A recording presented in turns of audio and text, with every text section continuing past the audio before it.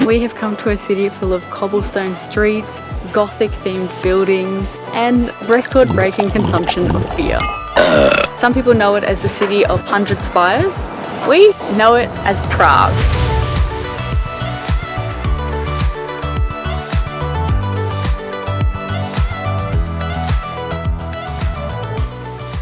Made it to the old town square here in Prague. It's so beautiful. Already leapfrogged Berlin just because of how pretty it is. Sorry Berlin, but we've also got the famous astronomical clock behind us, which is the oldest functioning astronomical clock, which is pretty cool. We have to wait here. We just missed, it's 7:10, we just missed it, but every hour when the clock goes off, there's a little kind of thing that happens. Apparently hundreds of people gather to watch it every hour, so we're very excited to see that.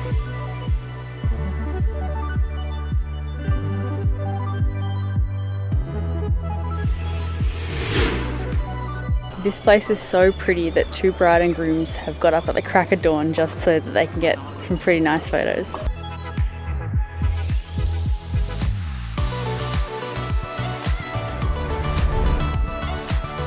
We are sitting here in front of the Astronomical Clock in the Old Town Square, and I'm about to spit some facts. This clock is 600 years old. That blows my mind because it's still functioning, and in doing so it's the oldest astronomical clock in the world that still works. Pretty impressive. Another fun fact, although this is kind of a legend, the creator of the clock, the people in Prague and the council workers back then when he made this clock were so impressed and so in love with it and the fact that it was bringing people into Prague, making it unique, that they made him go blind so that he was unable to make another one of these clocks somewhere else, so that it would always be unique to Prague. Wow. I also read a follow-up on this, and apparently, you know, he'd be pretty annoyed after being made blind, you know, obviously.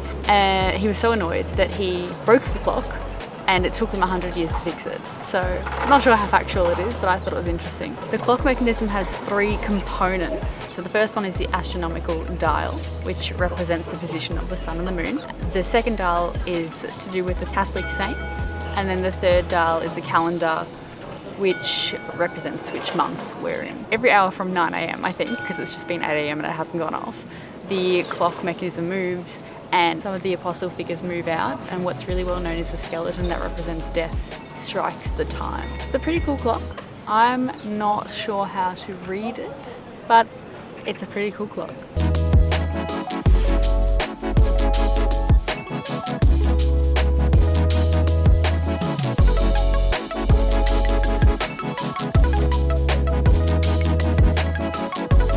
It's a chilly morning here in Prague, so we've stopped for some hot chocolate while we wait 25 minutes until it is time for the clock to go off.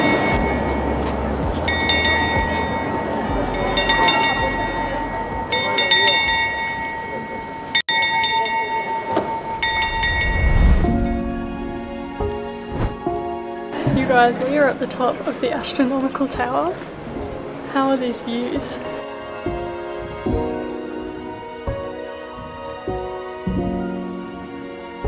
You guys know what I'm like with heights, and coming up here was quite a challenge.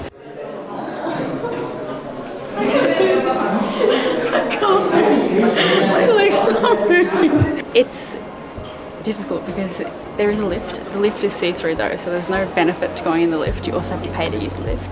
So you're kind of walking around this ramp, relatively narrow. I'm trying to stay towards the edge of it so I don't have to look over the edge. But when you get to the top, I guess it is worth it for the views. It is pretty scary though.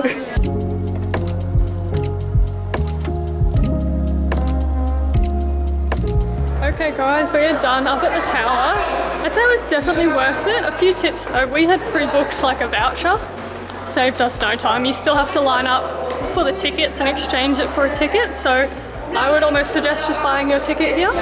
But essentially this is the old town hall, so our ticket gave us access to the tower, and it also gives us access to the first floor. And you can also, with your ticket, book a free guided tour, which will take you down to the like basement area. I can't remember what it's called, but that's also an option. Okay guys, hot tip for the old town hall.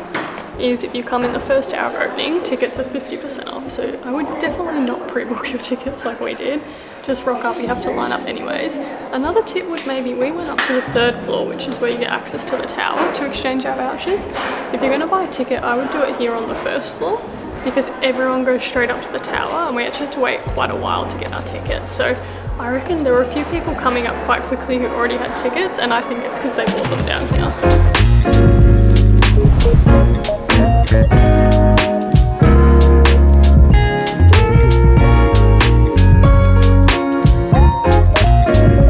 We've come to Charles Bridge, a bridge that was erected over 600 years ago, and I am about to drop some more facts. Fact number 1.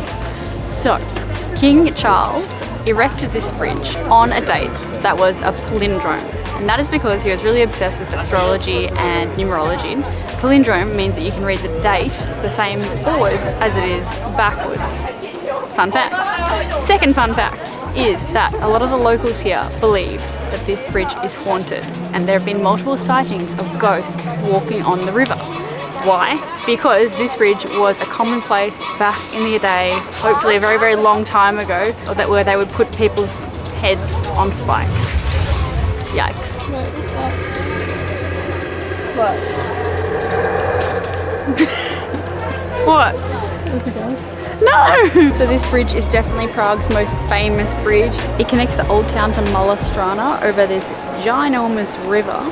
The river, I'm going to butcher this pronunciation, I think it's called the Vltava River. It's pretty big.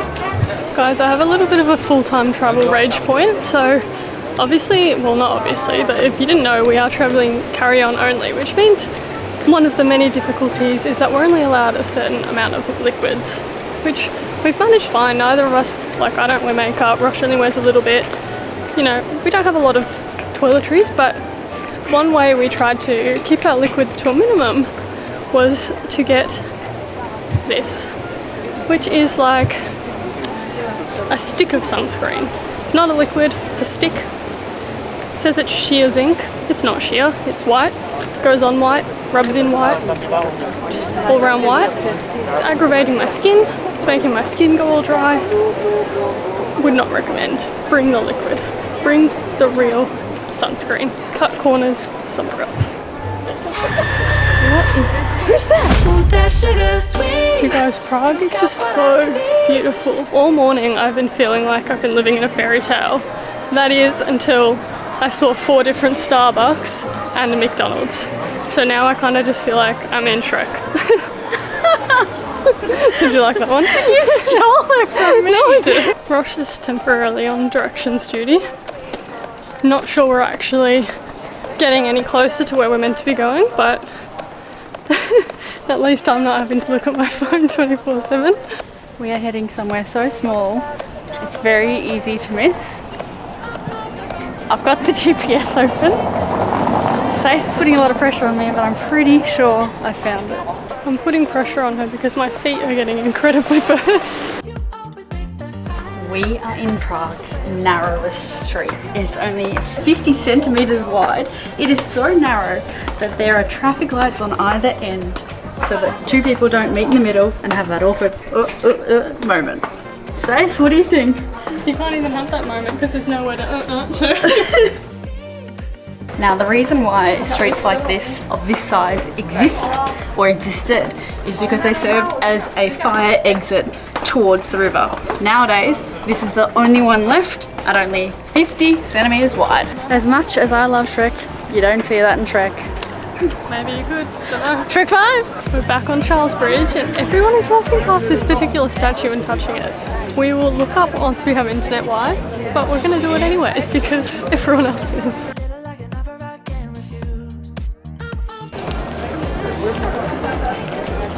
Safety first? Yeah. We have come to Creme de la Creme. Apparently has the best Italian gelato here in Prague. What? Italian gelato here. Well, it's got to be a best. It doesn't mean that it's good, but it looks pretty good to me. I've got an interesting combo. I couldn't pick between like a traditional cream-based flavour and a fruity flavour, so I've got salted caramel and strawberry. Zero judgment, please.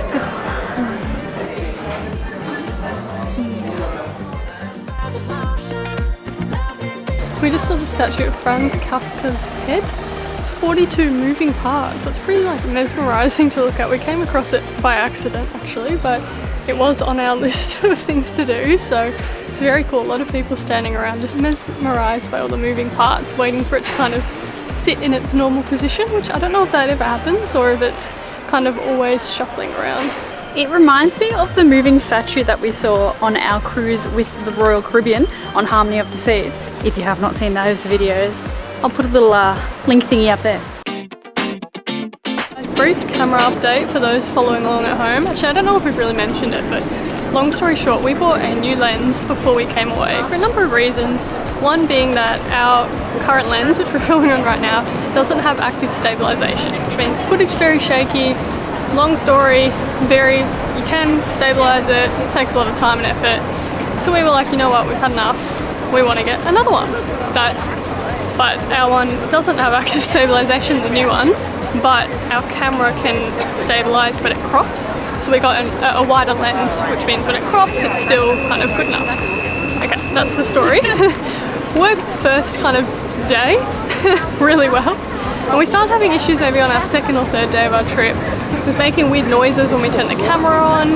It cuts out, makes the screen go black, it freezes the whole camera, and we were like, okay, something's not right. So we've been kind of pushing through because obviously it's very difficult for us to return it when we are overseas and moving locations every like 4 days. So, but it's been working on and off. It's very frustrating.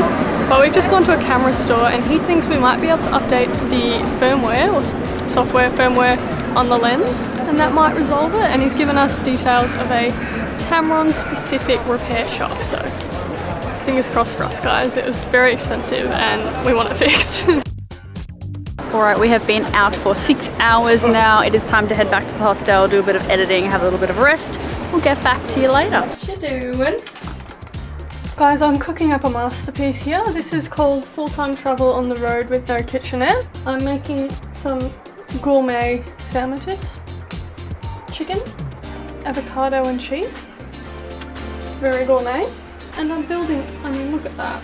That's just an A+ dinner right there. That's a night with us. Yep, so that's us for today. We hope you enjoyed our first full day in Prague. We certainly did. I think it's skyrocketed to, well, we've only been to 4 places. It's up the top. It's not the bottom. No, it's definitely not at the bottom and there's plenty more to see. So make sure you subscribe if you have not already because there'll be some more videos from Prague to come and of course from everywhere else because we're in this for 12 months and it's been about 2 weeks. So, see you on the next one. See ya, bye.